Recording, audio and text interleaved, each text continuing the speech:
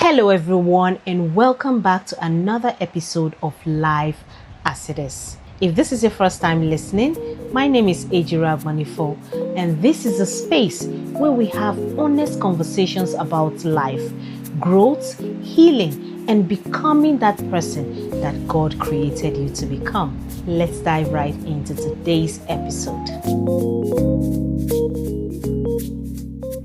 So, today I want to talk about something different. I want to talk about summer.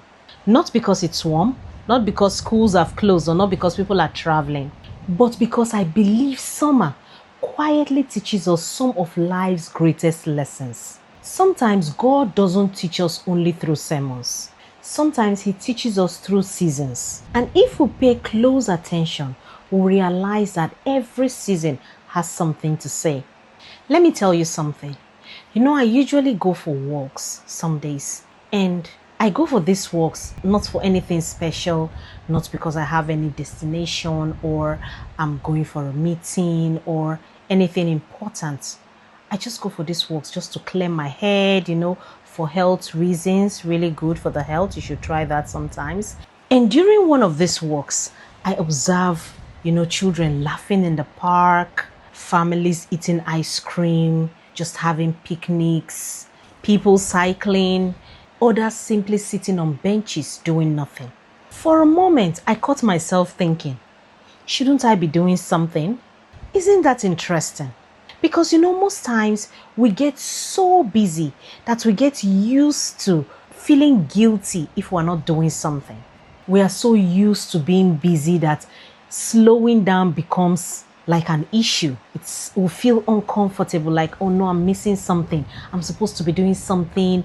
I'm not supposed to slow down. I'm not supposed to be taking any kind of pause. We begin to feel guilty for slowing down. Some of us don't know how to rest without feeling like it's laziness. We don't know how to sit without reaching for our phones. We don't know how to enjoy a quiet moment without thinking about everything else that needs to be done. And that's when I realized something. Maybe the problem is not that life is too busy. Maybe we've forgotten how to simply live. Have we noticed how we keep postponing happiness? I'll rest later. I'll smile after I get married. I'll enjoy life after I buy that house. I'll travel after I get promoted. I'll start living after, and life keeps moving. Children are growing up so fast. Parents are getting older. Friends move away. Opportunities come and go. And before we know it, life has passed while we were still waiting for it to begin. What if today is part of that life you've been praying for? One thing I love about summer is that nature isn't in a hurry. The trees are not in competition with each other. Flowers don't compare colors. Birds don't panic because another bird is flying higher. Everything just grows at its own pace, according to its season. It is only humans that keep comparing themselves. She bought that house. He got promoted. They are traveling every month. And before long, before we know it, we are measuring our own lives against someone else's timeline. We forget that comparison steals joy. But here is one good thing about nature. That is one thing I love about the seasons. It reminds us that growth is not a race. Some flowers bloom already in spring, while some bloom in summer. Others don't bloom until it is autumn.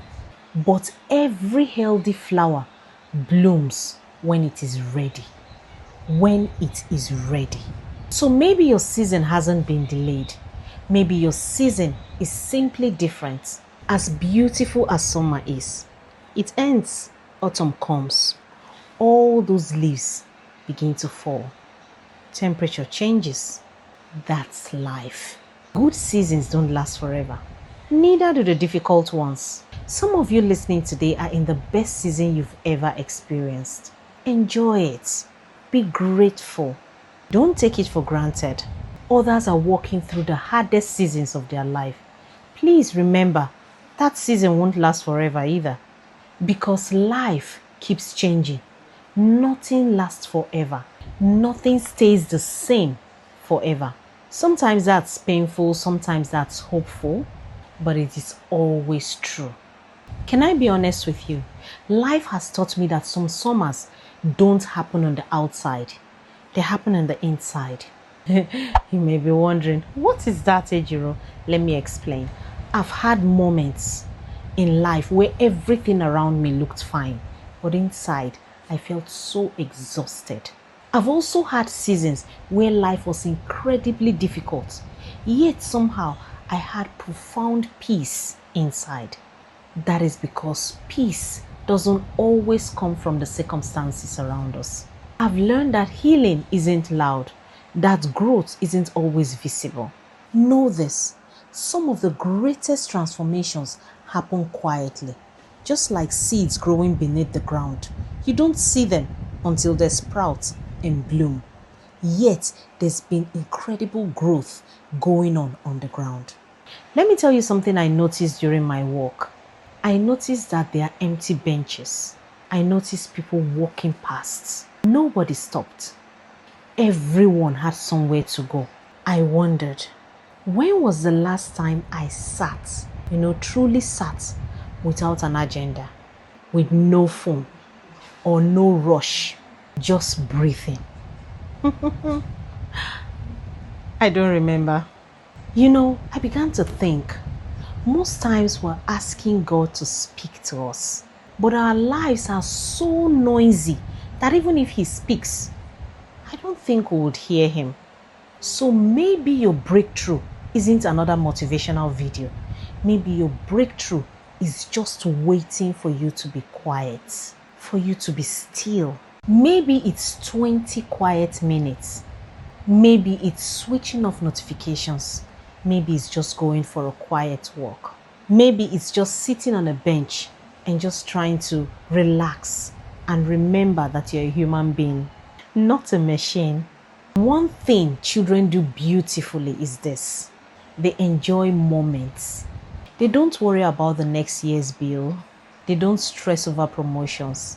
They don't worry about salaries. They don't worry about where food is going to come from. They simply enjoy today. Not tomorrow, today. But unfortunately, somewhere along the journey to adulthood, we lose that. We become experts in worrying. We become experts in overthinking, in preparing for problems that haven't happened yet. Jesus told us not to worry about tomorrow. Not because tomorrow is not important, but because today's worries are already more than enough. Maybe we need to become childlike again. Childlike, I said, not childish. Trusting, present, and hopeful. So whether it's summer outside or summer season inside your life, don't waste it. Spend time with the people you love. Call your parents. Go out with friends. Take pictures. Laugh more. Forgive someone.